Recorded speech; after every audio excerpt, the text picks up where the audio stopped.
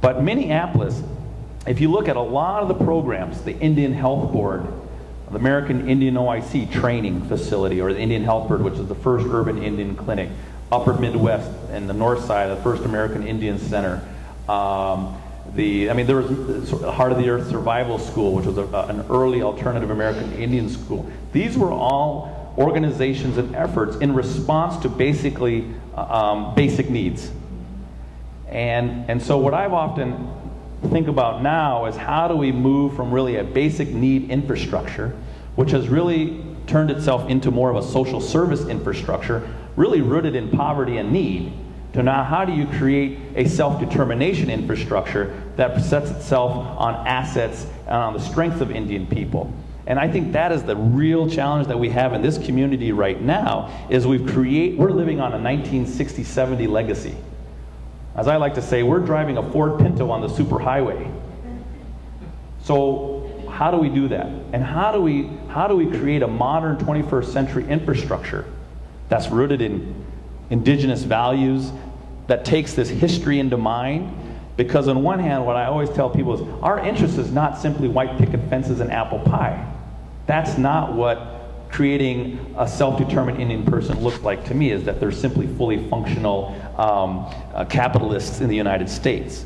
So the challenge for us as Indian people is to really fundamentally think about how do you create an infrastructure that reflects your tribalness, whatever, and that's a whole nother, in an urban context, and do that in a way that preserves and protects this history, this reality, this legacy, and honors these living documents that our foreparents, grandparents, lived and died for. So it's that complex to me, that we are, my generation on, in many ways, is responsible to think about all of those decades of hard work that in essence created some level of stability.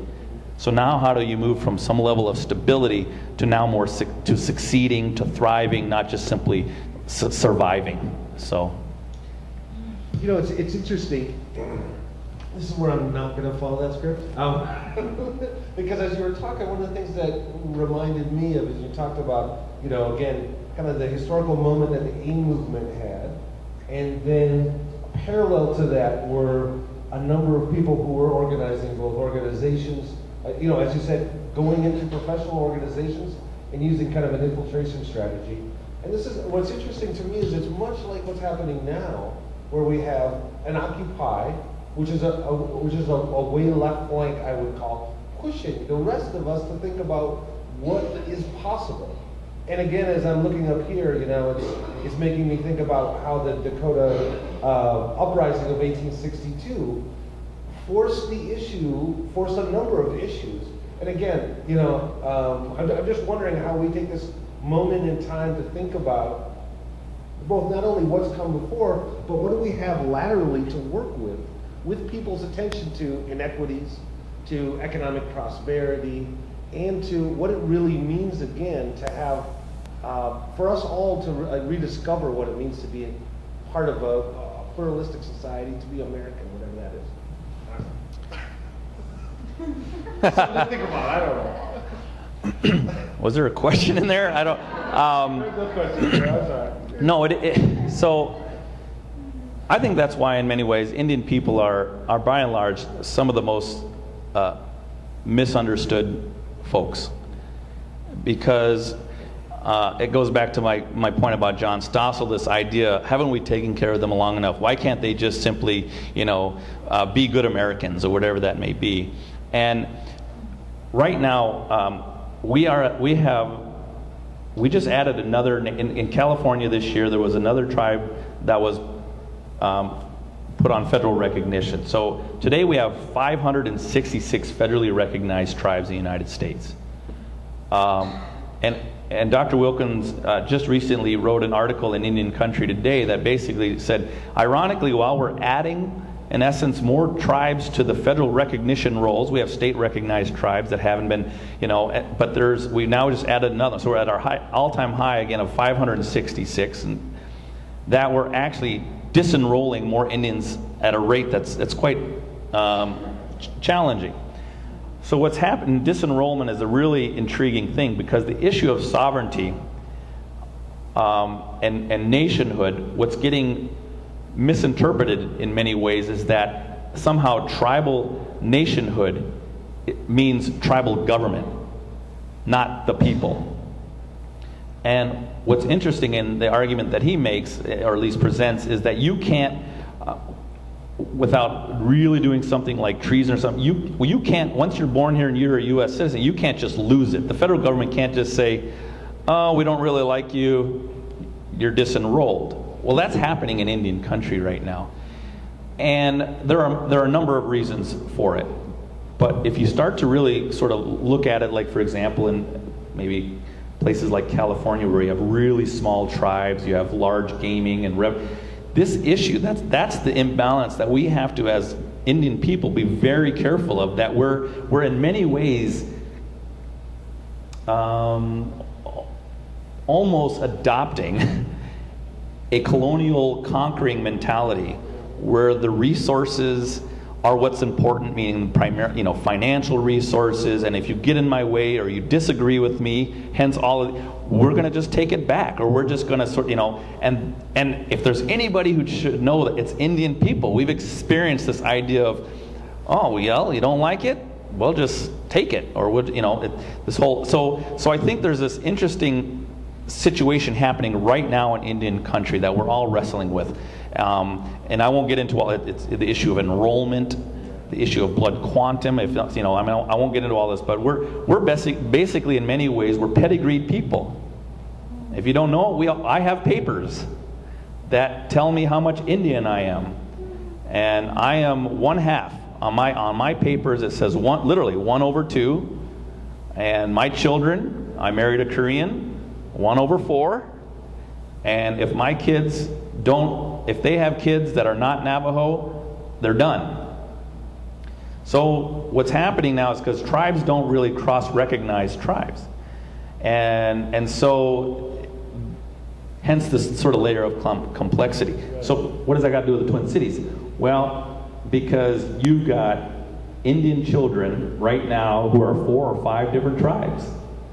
Plus they're maybe part African American, part Latino, part whatever. And so this issue of tribalhood as a person and the issue of land base and all these complexities really start to put a heavy amount of pressure on our tribes to think very differently about what it means to be a nation of people and peoples, and particularly in a time where the issue of diversity is so relevant and real. The Native American Community Clinic, for example, they when you go in there, they'll ask you tribal affiliation or enrollment. And I remember 5 years ago even, there was over 75 different tribes just of patients. I mean, there isn't like there's just Ojibwe here to go. I mean, there's tribes from every corner here in Minneapolis. And so we're just this whole blending of tribes.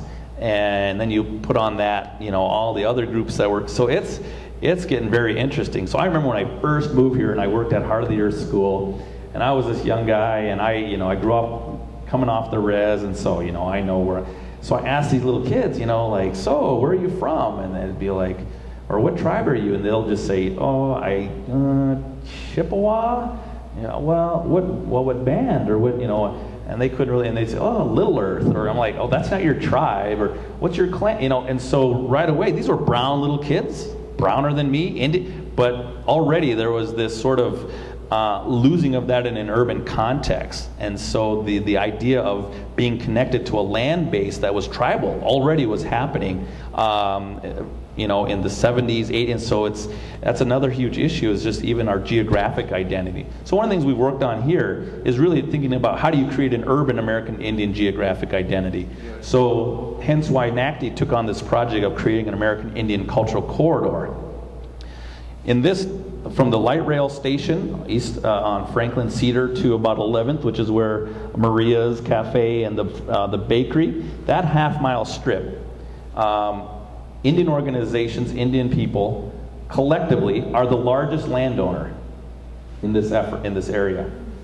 And that's by, we work really hard to say, land is power, power is politics, and so we really work hard to buy land. But this whole corridor is an effort to further create a geographic identity and to continue to promote the idea that Indian people, while living in this area, can call this place home. So anyway, again, going all over, but... Well, no, this is actually where we want to go, because about 3 or 4 years ago, like I said, Headwaters is a foundation, and we, organizations that are looking to bring about transformative change within their communities come to Headwaters and pitch their ideas. And so about 3 or 4 years ago, NACDI came to Headwaters, to the front of the Sacred Circle, and said, we have a way of bringing our community together that looks like a rounded economic prosperity model. And it was one of the things that was really intriguing to us. And like you said, it was built upon the smart investments of a number of organizations and communities for a long time here locally. And I just wanted you to share that with the group here too, because I think it's fascinating. Yeah, this avenue, for some reason, Minneapolis is unique to other larger urban centers, cities, in that the eldership, maybe I'll put Ron McKinley, that generation of folks were very smart to purchase buildings and land at that time. So if you go to LA, for example, much larger Indian population, you're lucky to see an Indian. Like, where are, because they're spread out. They're all over. And most places like that, primarily the organizations lease space. And they are not in any sort of geographic location, or there's no... Here we're very fortunate that the leadership, 30, 40 years ago, made early investments in purchasing land. So we're building off of that legacy and that intelligence. And so it makes it possible for this. So what started this a number of years ago, I ran a project called the American Indian Families Project. And it was kind of a unique project, a partnership with Hennepin County that basically looked at the quality of life of Indian people in Hennepin County, and it was a research project and all that good stuff. And so I don't know how many of you remember the African American Men's Project. Gary Cunningham, Sandy Vargas, then the county administrator.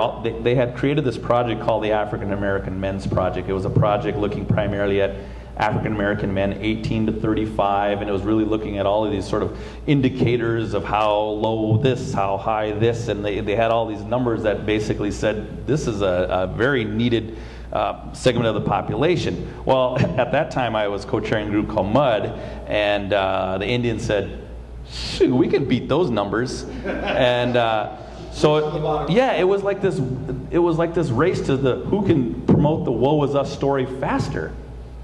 So when I got hired to do this project, it was really interesting because the Indian leadership at that time was I remember the discussions. It was sort of like, ooh, this could lead to more county contracts. They saw it as a possibility to create more revenue for the organizations, primarily, again, promoting this idea of need.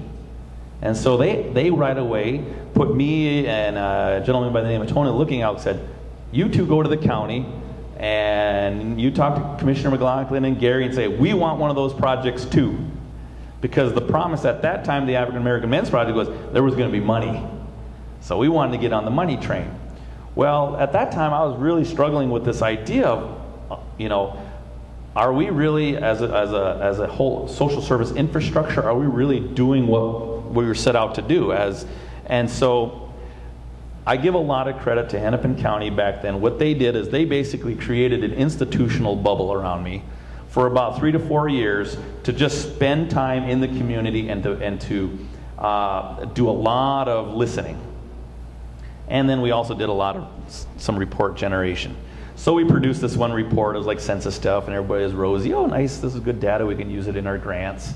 And then the second one was this whole quality of life indicators report. Again, ooh, really good data, and we can use them in our grants. Meanwhile, I was working on this other grant on this other piece, because one of the things that I heard a lot from Indian organizations was, if we only had more money, if we only had more money. And I thought, man, when I look at other cities, we've got a lot of things going on here. So let's put this to the test. So, you know, I had a team of researchers, and we took every 990 of every Indian organization. We took all the salaries of every employee, and I basically added it up. And I remember the opening paragraph said something like, you know, if tomorrow you woke up and on the headlines of the Star Tribune said, urban American Indian community in Minneapolis to receive $220 million over the next 5 years. I mean, $220 million over 5 years? Would we act any different? Would we plan any differently? What would we do? Because that's a lot of money, right? Oh yeah, that's a dream, pipe dream. Because that's in fact what was coming into the Indian community every 5 years into the nonprofit American. And this didn't include organizations like Division of Indian Work, which is a church-based organization, so they didn't have to put those numbers out there. This didn't include Indian Education, which is a federal program at the Minneapolis Public Schools. This was Indian-specific nonprofit organizations. Now, what was interesting about that was somewhere 85 to 90% of all of those dollars were being consumed by 10 Indian organizations. And we know them.